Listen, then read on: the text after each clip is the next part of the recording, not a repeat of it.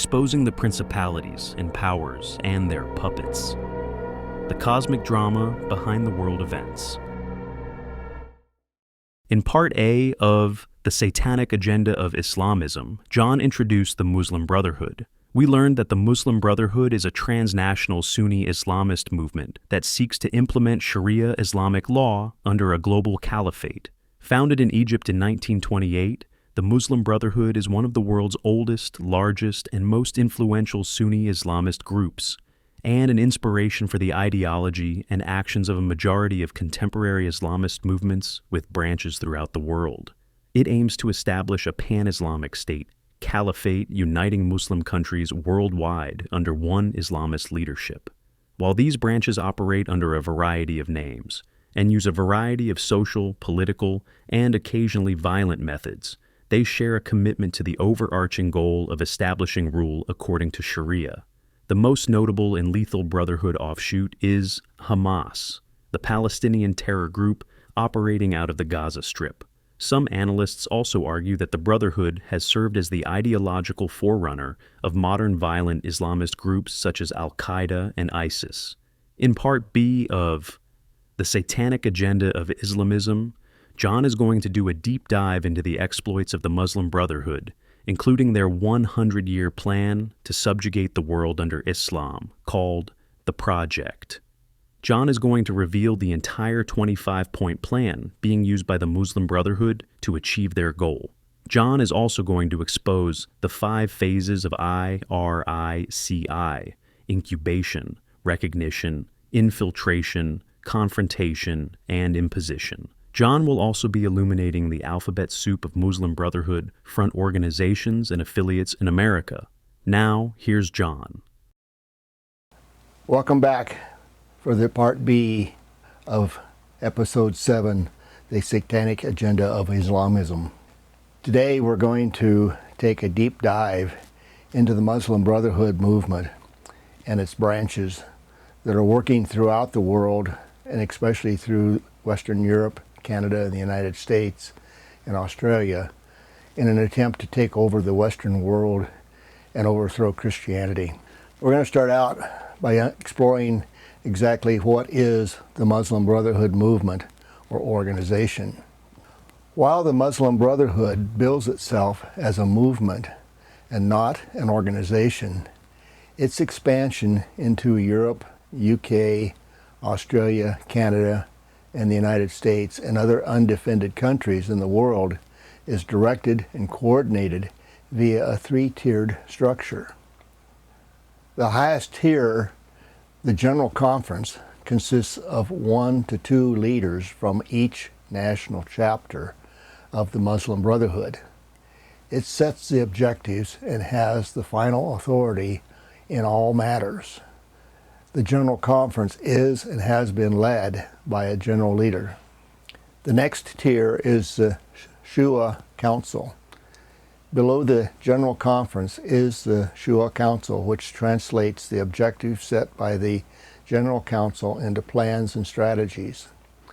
The decisions and orders of the Shura Council are binding on all members of the Muslim Brotherhood and can be overridden only by the General Conference. The third branch is the Executive Office. Below the Shura Council is the Executive Office, which executes the plans and strategies set out by the Shura Council by assigning them to the concerned national branches, monitoring their progress, and reporting back to the Shura Council. What are these plans and strategies, you may ask? In 1982, Syed Ramadan, the son-in-law of Hussein Banna, the founder of the Muslim Brotherhood, penned a 100-year plan to subjugate the world under Islam. This plan targets to have the United States and Europe totally ruled by Sharia law by 2050. Since then, the plans and strategies of the Muslim Brotherhood have largely adhered to the 25 points of the project. The project was distributed to Muslim Brotherhood members around the world who were ordered to strictly guard its content from outsiders. They did so until November of 2001, when a copy of it was discovered during a police raid of a senior Muslim Brotherhood financer's home in Switzerland. We're going to review each and every of the 25 points. It's called the Project of the Muslim Brotherhood. Point 1. Network and coordinate actions between like-minded Islamist organizations. Avoid open alliances with known terrorist organizations and individuals to maintain the appearance of moderation. Number 3, infiltrate and take over existing Muslim organizations to realign them towards the Muslim Brotherhood's collective goals.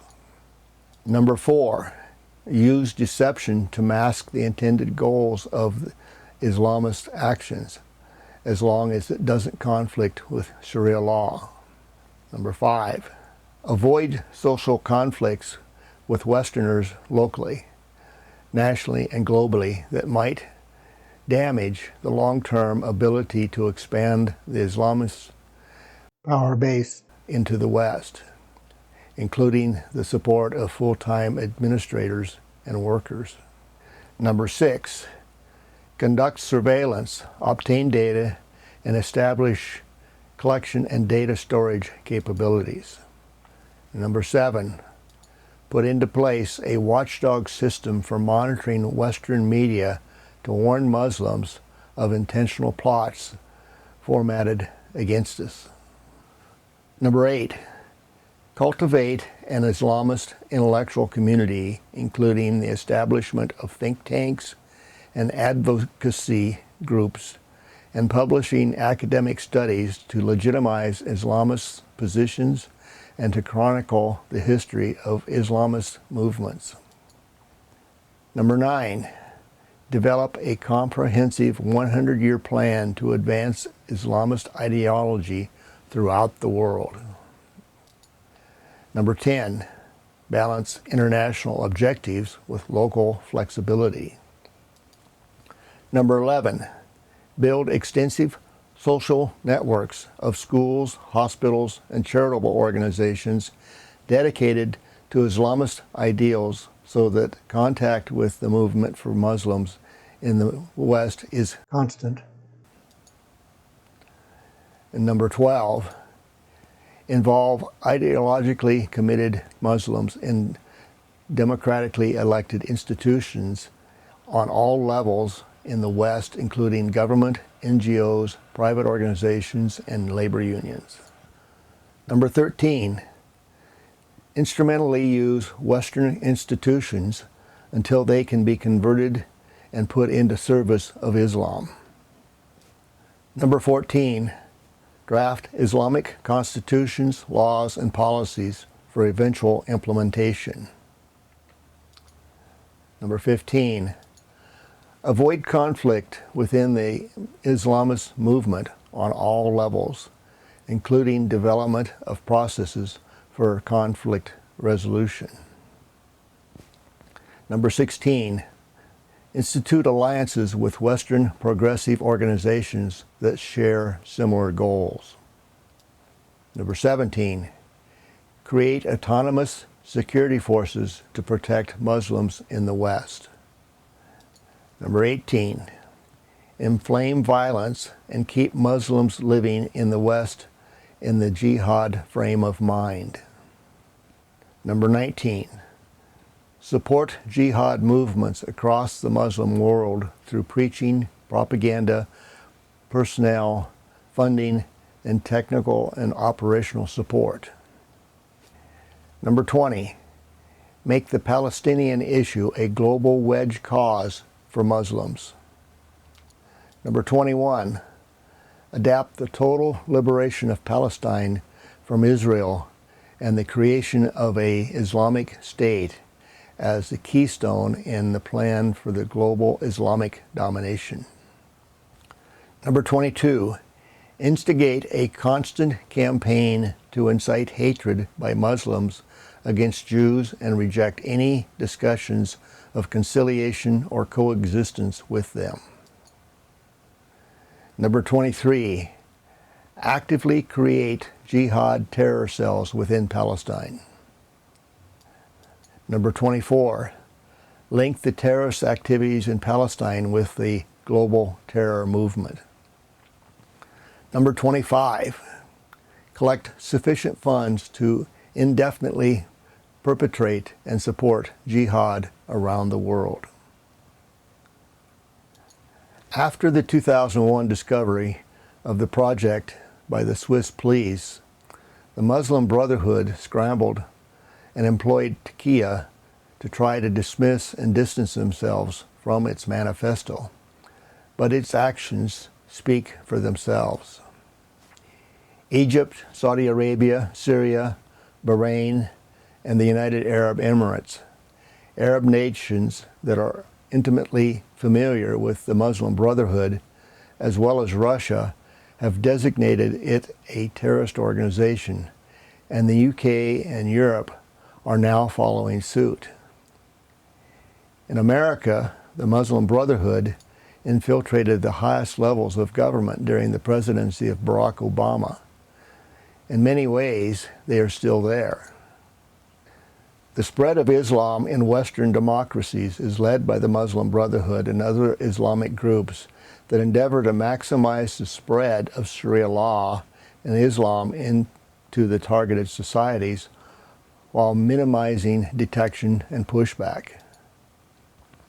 This is achieved through the 5 phases of IRICI: incubation, recognition, infiltration, confrontation, and imposition. The Muslim Brotherhood in America has reached phase 3, infiltration.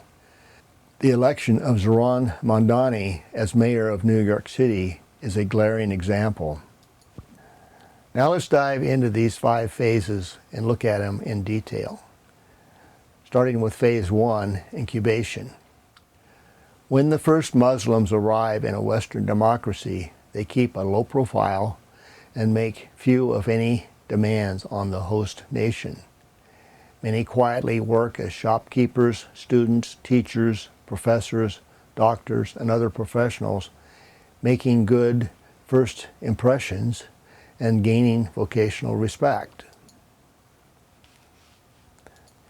Phase 2 is recognition. When a sufficient number of Muslims gather, they request recognition of the Sharia law being applied within their own community. To prevent resistance or suspicions, they publicly condemn radical Islam and seek well-publicized interfaith dialogue and gatherings.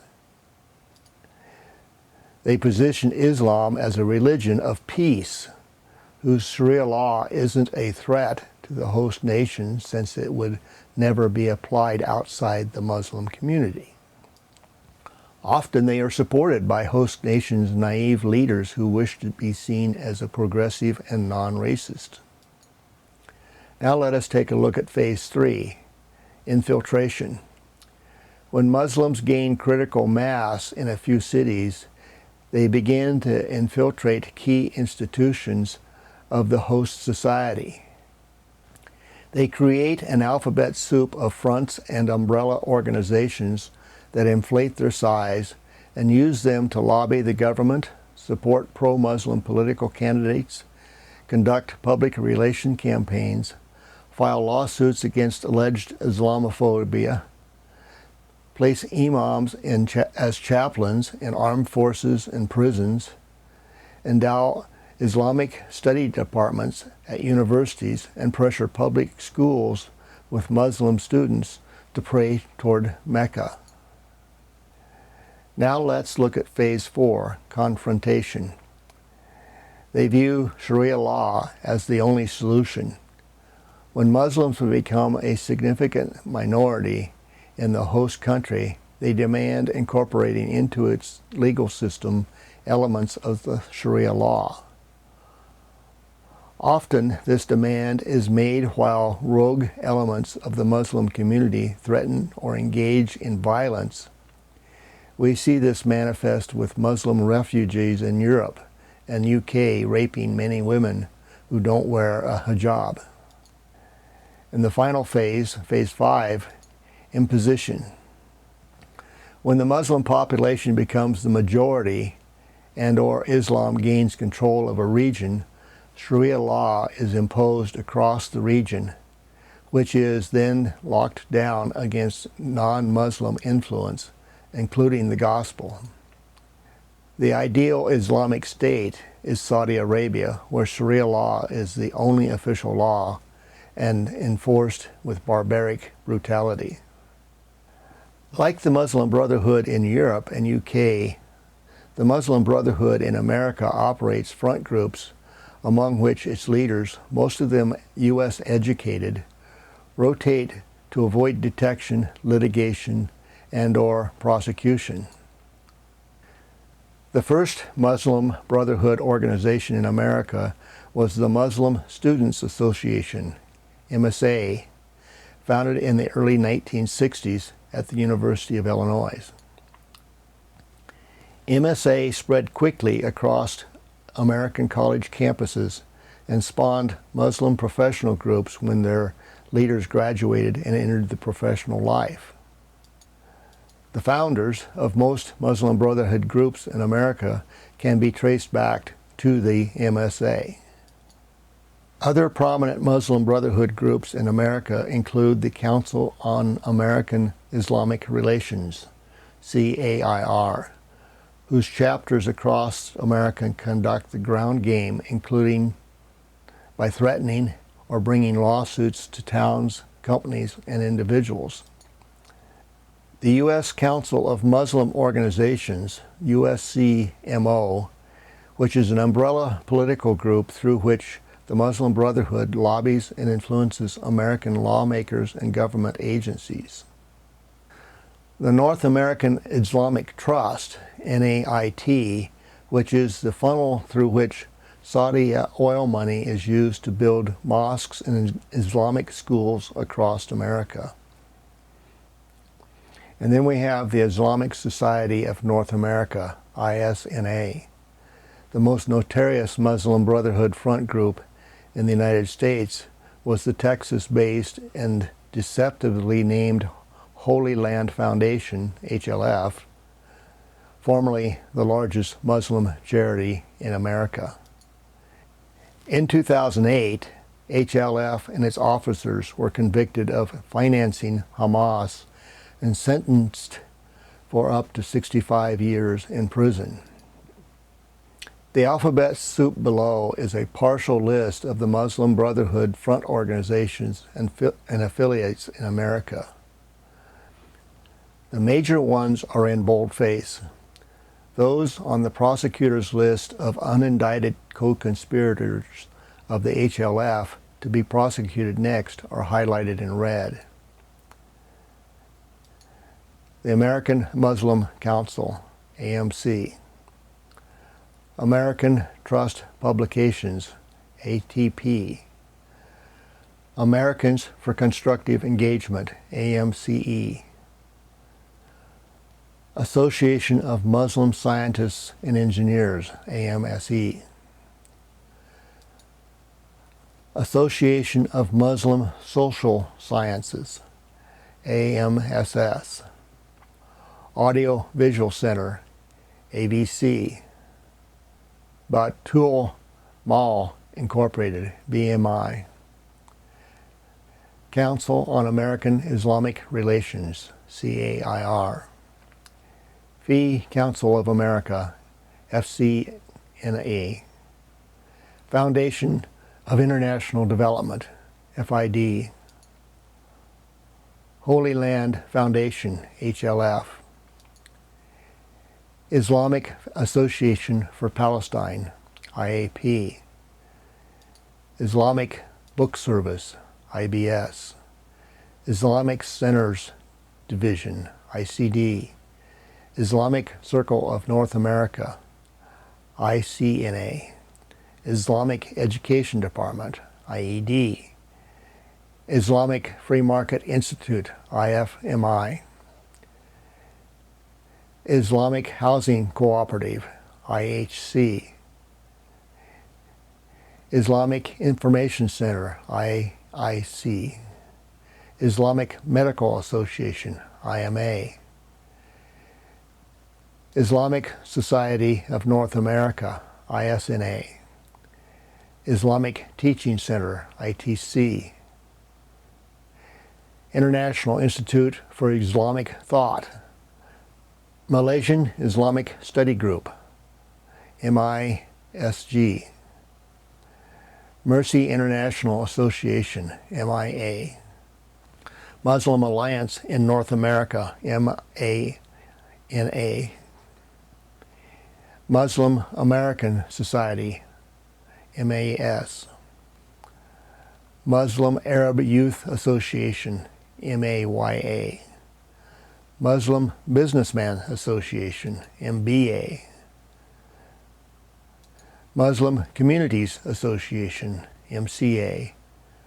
Muslim Legal Fund of America, MLFA. Muslim Public Affairs Council, MPAC.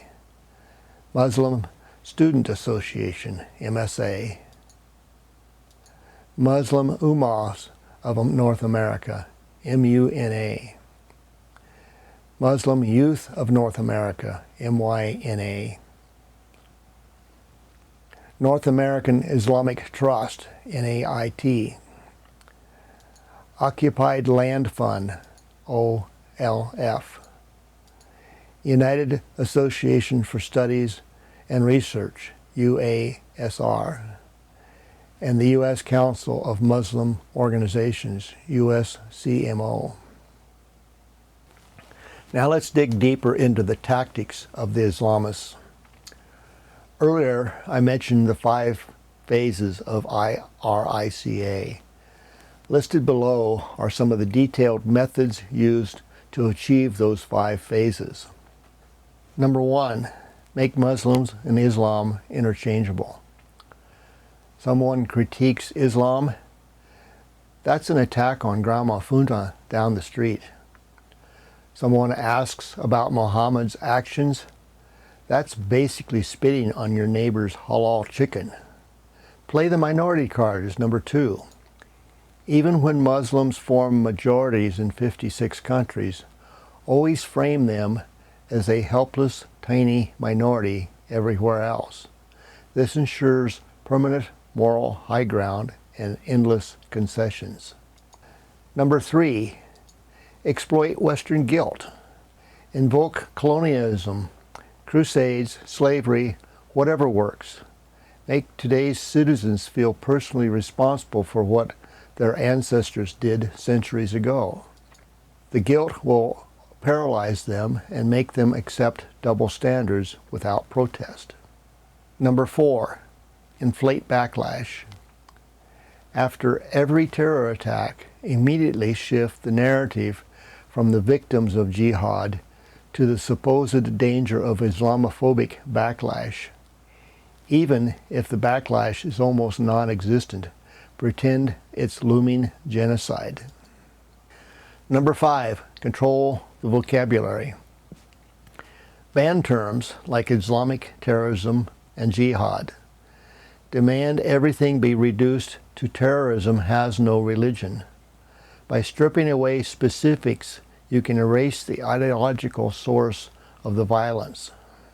Number 6, manufacture victimhood hierarchies. Position Muslims at the top of the victim pyramid. This allows silencing of competing minorities, as in Jews, Christians in Muslim countries, Yazidis. Whoever complains about Muslim persecution elsewhere is accused of whataboutism. Number 7, turn allies into enforcers. Recruit Western liberals, academics, and media figures to enforce the taboo. That way you don't have to argue. Your opponents are silenced by their own peers, terrified of losing jobs, friends, or reputation. Number 8, hide behind interfaith props. Organize interfaith dialogues where Islam is untouchable, but Christianity and Judaism can be trashed freely. Number 9, weaponize lawfare. Push for hate speech laws that make Islamophobia punishable. Once in place, these laws criminalize criticism of Islam itself. That's how you export blasphemy laws into secular democracies. Number 10, use the double standard religiously. Christians criticizing Islam, Islamophobia. Muslims attacking Christians, complex social political grievances. Always apply asymmetric rules that tilt the playing field permanently. The invasion is underway. As you can see, the Brotherhood's own bylaws specify a key method for advancing their aims in the West. Build educational, social, economic, and scientific institutions, that is, mosques, schools, clinics, shelters, and clubs. The idea is to go from campus to community, using the MSA in its nationwide network. In 1963, the Muslim Brotherhood helped create the Muslim Students Association, MSA, at the University of Illinois, Urbana. MSA chapters spread nationwide and become recruiting nodes, incubators for leaders and organizations that would later shape much of organized Muslim life in America. Early public messaging emphasized Islam as a mainstream faith. In recent years, campus chapters have often pressed aggressive demands on accommodation while working to marginalize critics. Through the 1970s, the Brotherhood's footprint expanded with professional associations, AMSS, Social Sciences, AMSE, Engineers, IMA, Medical, MCA, Communities, and youth groups like MAYA and MYNA, embedded influence in multiple sectors. Funding property and influence. In 1973, the Saudis established the North American Islamic Trust, NAIT, which came to hold title or control over a large share of U.S. mosque properties and institutions. With ownership typically came influence, approved imams, curricula, literature, and funding streams.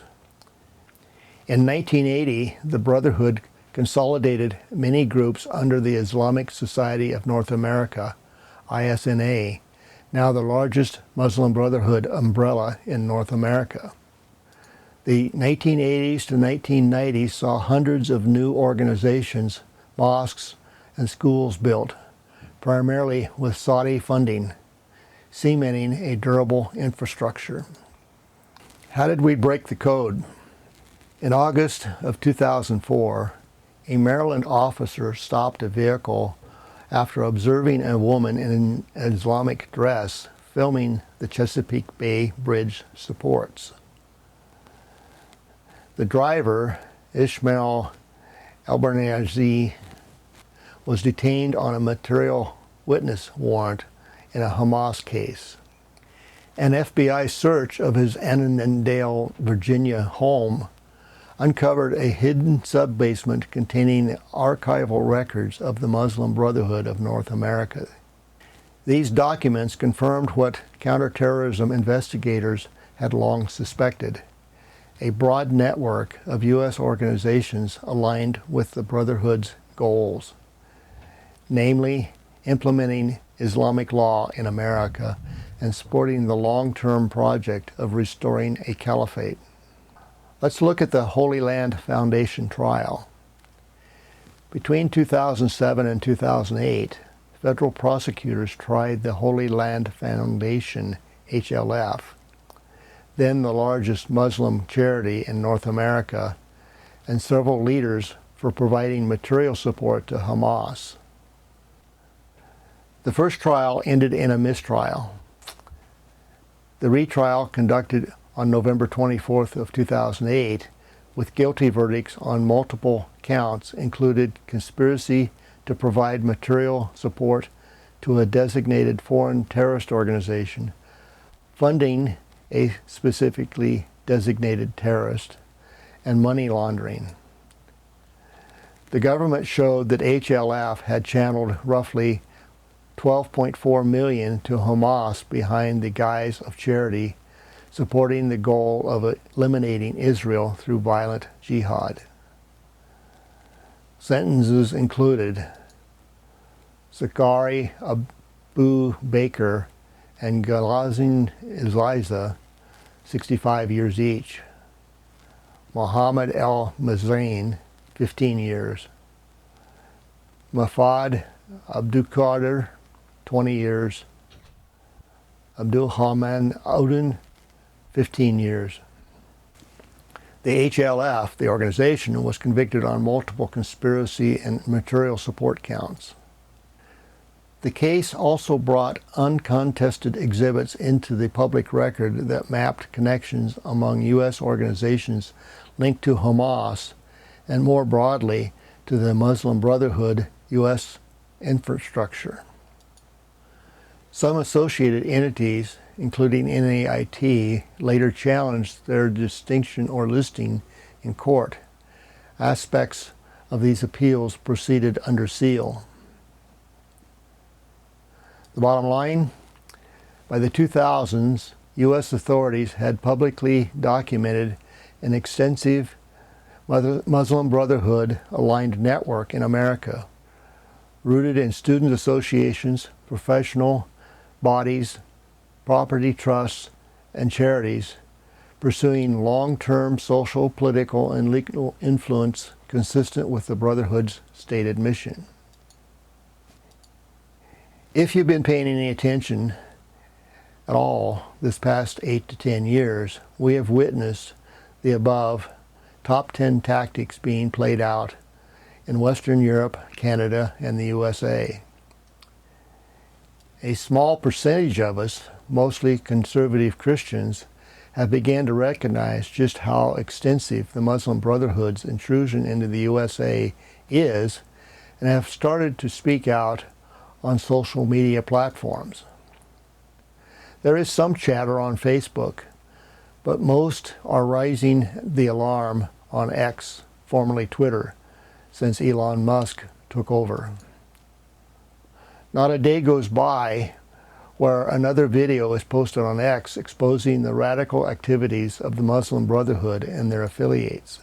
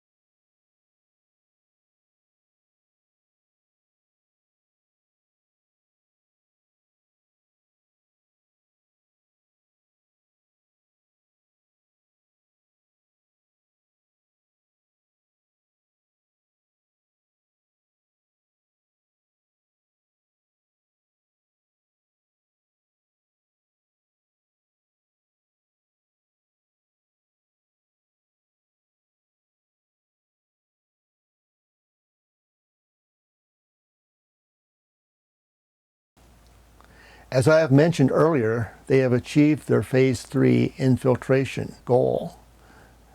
We have numerous Muslims elected to high-level government positions. Here is a list of some prominent Muslims in high-level government positions in the USA, current elected officials. Ilhan Omar, as U.S. Representative of Minnesota. Rashida Tlaib, U.S. Representative of Michigan. Andre Carlson, U.S. Representative of Indiana. Latif Awan Simon, U.S. Representative of California. Fideh Kadura, State Senator in Indiana. Nasrat Shanhari, Federal Judge in New York. And Zohran Mamdani, Mayor-elect in New York. Other notable appointees: Ahmad Mahdi, Senior Economist in the Justice Department. Dr. Faisal Kabah, Mayor of College Park, Maryland. Anir Kaleb, Mayor of Hamtramck, Michigan, leads the only city with an all-Muslim government. Hamtramck, Michigan is notable for being the first Muslim-majority city in the United States. In recent years, Hamtramck has made headlines for its political landscape, having elected an all-Muslim city council and a Muslim mayor. This reflects the growing influence and integration of the Muslim community in local governance. The involvement of Muslim Americans in politics is growing, with more candidates emerging at local, state, and federal levels. For example, Minneapolis mayoral candidate Omar Fatih, a Somalian American, was trying to ride the skirt tails of Ilhan Omar, was narrowly defeated this past November. And Abdul El-Sayed is running for the Democratic nomination in the 2026 United States Senate election in Michigan. Overall, in the United States, the Islamic representation is as follows. There are approximately 189 Muslim elected officials across various levels of governments. The states with the highest representation are New Jersey, with 40 officials, and Michigan with 39. These individuals represent a growing presence of Muslims in American politics, contributing to the spread of the Muslim Brotherhood's influence in our nation. Most Americans are totally unaware of the extent that Muslims have Islamicized our country. Muslims have built at least 2,566 mosques across the United States. This chart is old, so the numbers are probably higher. As of May 2025, there are a total of 130 mosques in the Houston area. There are a total of 67 mosques in the Dallas-Fort Worth area. This is Red Texas, which is considered one of the Bible Belt states.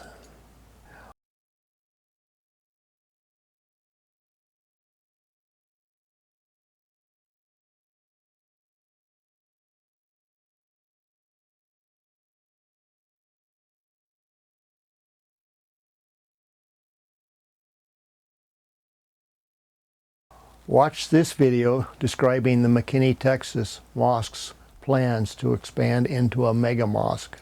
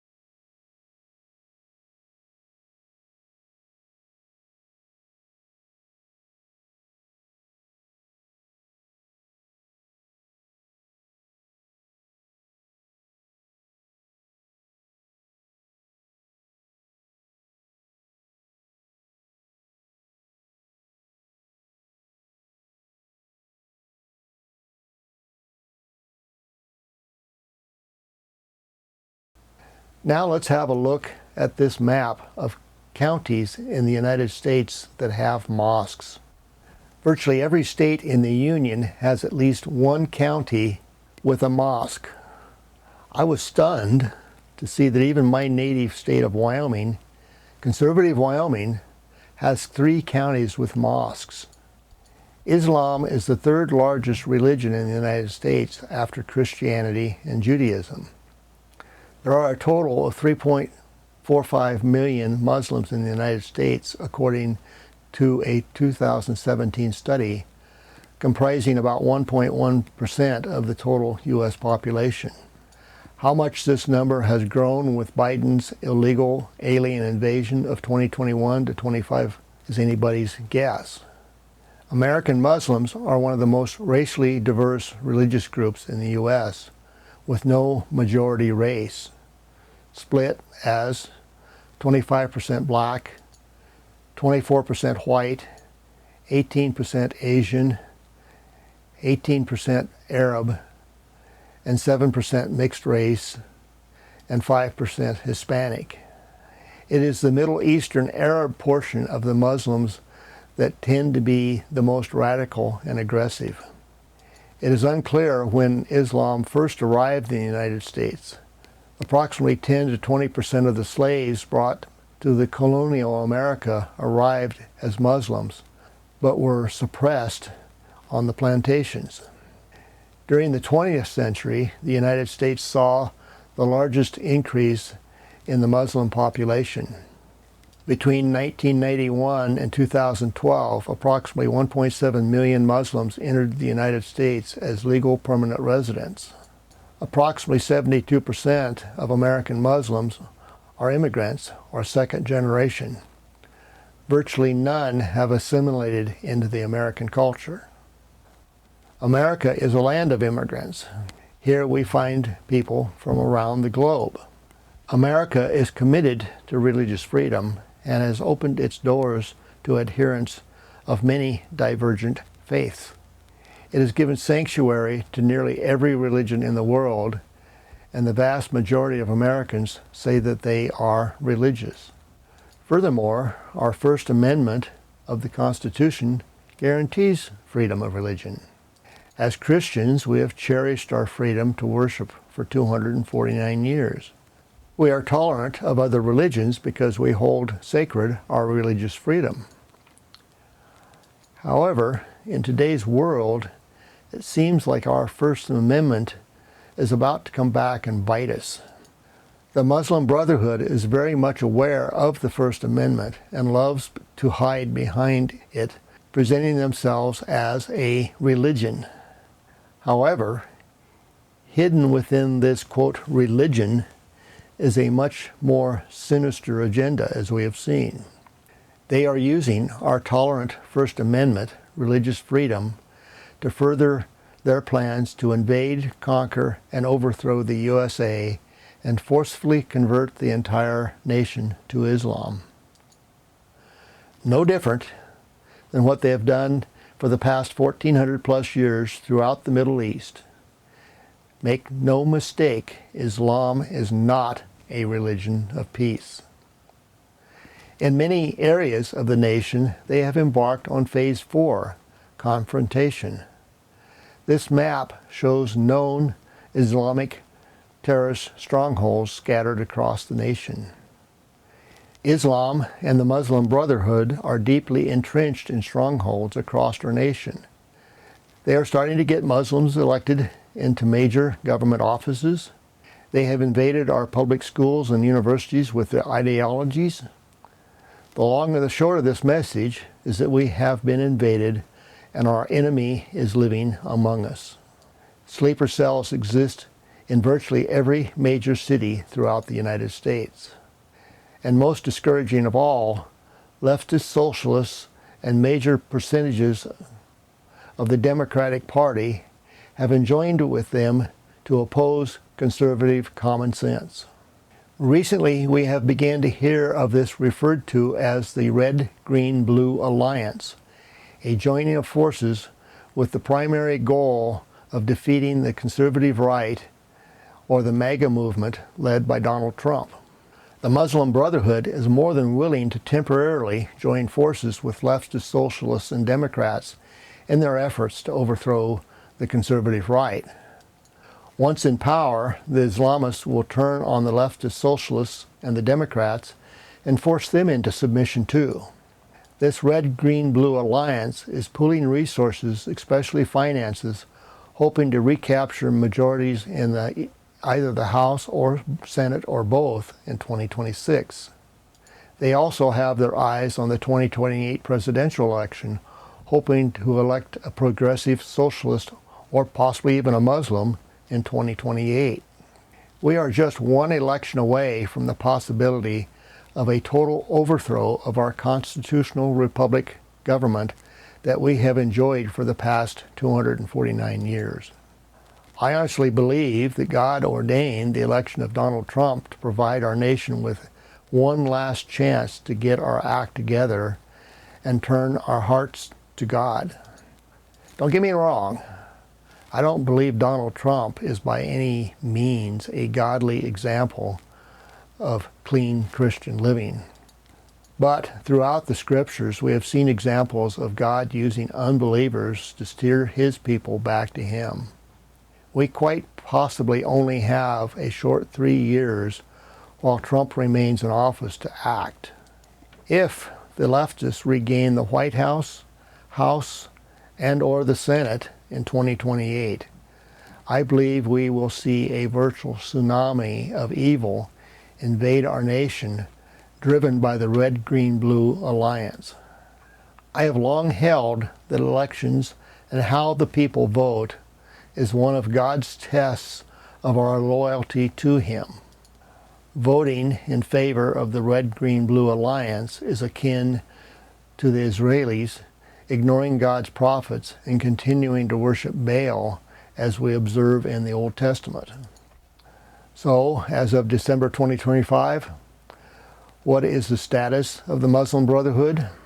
In a recent interview on Frank Gaffney's Securing America broadcast, I think David Wamsner summarized it well. Here is a transcription of what he had to say. The issue the West has to deal with is, despite the defeat of Iran, the center of gravity of the threat to the United States has moved ultimately from Tehran, which is still there and has to be finished. Don't get me wrong, this is an unfinished business that, if not finished, they'll be back, the regime itself. And because it will always pursue nuclear weapons, eventually it'll get it if it doesn't get cut down. So ultimately, the regime has to go. But even when that happens, what we have now is something the West really doesn't understand, which is a civilizational fervor that is emerging in the Middle East. The Sunni Arabs, the Iranians or Shiites, the Sunni Arabs feel that and this is really driven by Qatar and Turkey and the president of Turkey, Erdogan, his sense of destiny and ambition of relitigating the end of World War II and the collapse of the Ottoman Empire and the Caliphate. And of course, Al-Qaeda, ISIS are all motivated by this idea of re-establishing the Arab Caliphate, which is the religious totalitarian leadership structure governing the attack on the entire world to take over the entire world. So there really is a sense that that question can be reopened.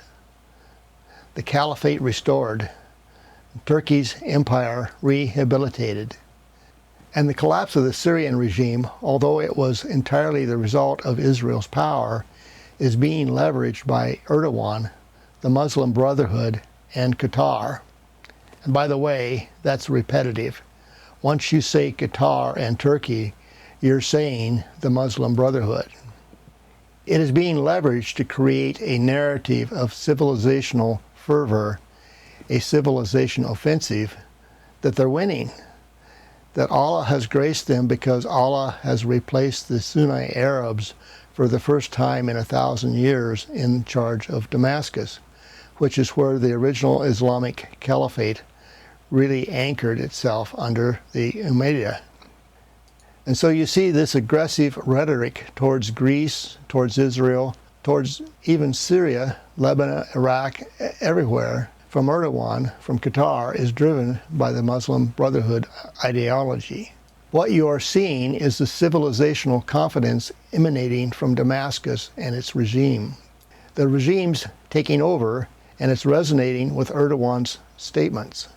Statements coming out of clerics in Al Jazeera and so forth surrounding the Qataris are really resonating heavily with what they see happening in Europe, which is the inability of the West to really defend itself. The collapse of the Western civilization is proceeding according to their theory that it is a corrupted, rotten oak tree that is eaten out by termites, and that Islam can just blow it over quite easily, even though it's impressive the way it looks. But it's hollow. And so what's happening in Europe, in addition to this takeover of Damascus and Erdogan, and basically trying to get America and European political discourse disoriented by their money and their infiltration, they believe they now have Allah behind them. They are in the final battle, and that now is no longer the time to tolerate. Now is the time to destroy and spread Islam globally once and for all, finally.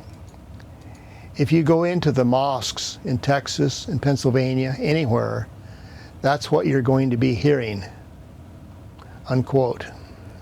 Dr. Wamser went on to explain that the Muslim Brotherhood and all of its affiliates believe they have Allah's blessing and support to pursue a worldwide jihad and the ultimate goal of conquering the entire world and placing it under a worldwide caliphate. The entire Islamic world, and specifically the Muslim Brotherhood, have a target drawn on the back of the United States with the goal of taking us down. But also, let's not forget the globalists. They're in this mix too. They've got a digital ID agenda, a subject for another day, but they're all about taking down Western civilization, starting with our country. Why? Because we are the impediment to realizing their satanically motivated ambitions of world control.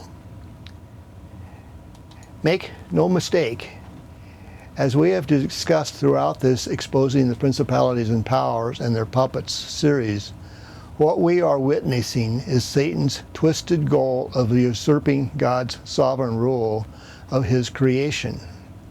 As I stated at the beginning of this episode, Islam is one of Satan's primary tools that he uses to try to achieve his goals. In summary, as we conclude Part B of this episode, the Satanic agenda of Islam, we have exposed the true satanic origins of Islam. We have reviewed a brief history of the militant expansion of Islam to significant portions of the world. We have exposed the 100-year plan that Muslim Brotherhood is following to overthrow the Western Christian nations of the world. In Part C, we are going to explore what our reaction as Christians should be to the threat of Islamic expansionism.